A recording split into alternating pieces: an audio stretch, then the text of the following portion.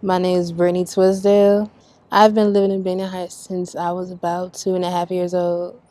I've seen friends I've seen friends die of gun violence. I've seen family members get into it with neighbors. I've actually been shot at twice for hanging with the wrong people. Um, Gang violence, people getting jumped, fights, regular everyday hood stuff. First time I ever heard gunshots, like violence wise, were I was about 5 years old.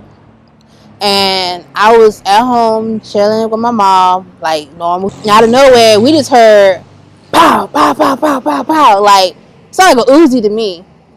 But me being a 5-year-old kid, I'm getting scared because I never heard gunshots before and stuff like that. But my mom just took me downstairs to our neighbor and was like, watch her. Was like, and so she went outside and she come back crying, like bawling.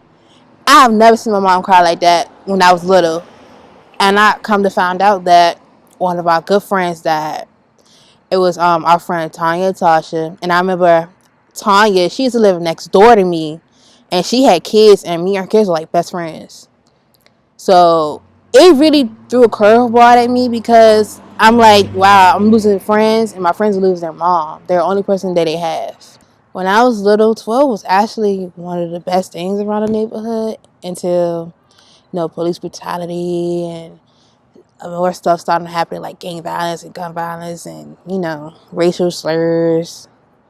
But 12 back in the day was fun. Like, they used to bring us snacks and juices when it was hot during the summertime. Like, we rarely got any, like, bad things from the kids wise. But once we got older, started noticing more and more stuff. Like, we had some crooked cops around here. Like, really bad cops. Like, they were dealing.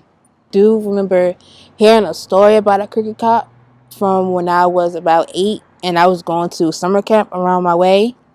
And it was always these two police officers that would always come to this camp, and they would always hang with us, play ball, like basically hang with us for the day.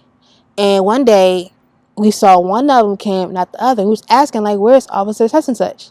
And he was like, oh, well, he's not coming with us anymore. He did some bad things. And we were all like, what kind of bad thing did he did?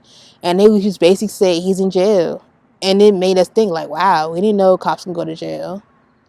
So, of course, when I got older, I finally heard what happened, and he was a crooked cop. Like, he was selling dope to like the crackheads around here, and basically dealing, like helping the drug dealers. Like, he was on some stuff.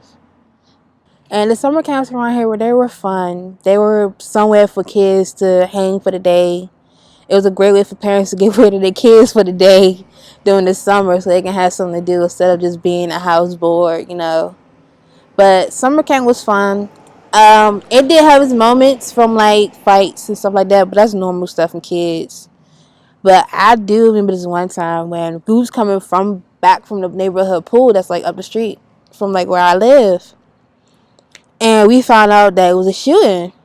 So as we're trying to get back inside to just sit there till our parents can get us or for whatever, and I walk out and saw my bag is a shell from a bullet, and I picked it up. But of course, me not knowing, I actually showed my teacher, and my teacher literally just yelled at me. He was like, "Why would you pick it up? Do you know what this is?" I'm like, "No, that's what I'm asking you." So she made me literally clean the bullet. She made me clean the bullet with a rag and throw it back out. Make sure I didn't touch it.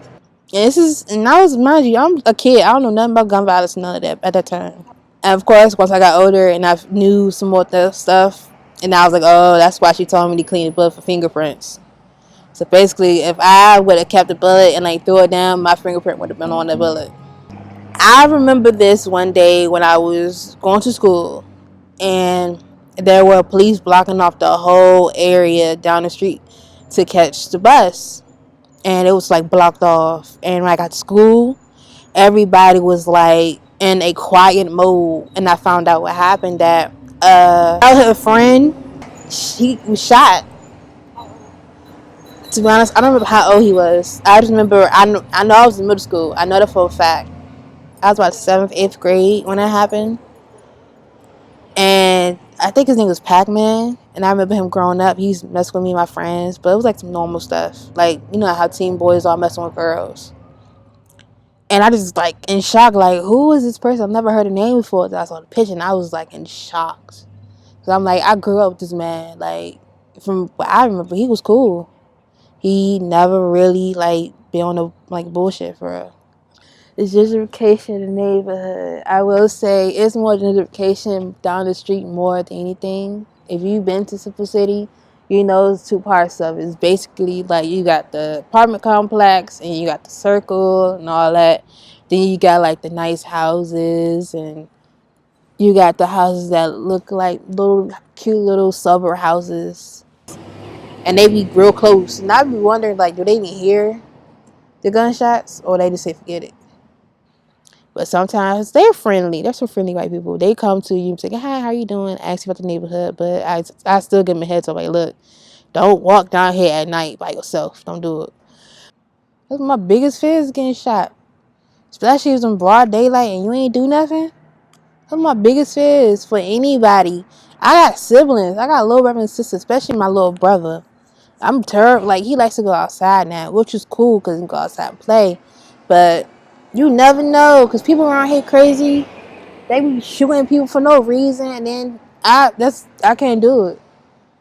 That's like one of the biggest fears. Like I could be sitting at the bus stop and I be looking at my surroundings all the time.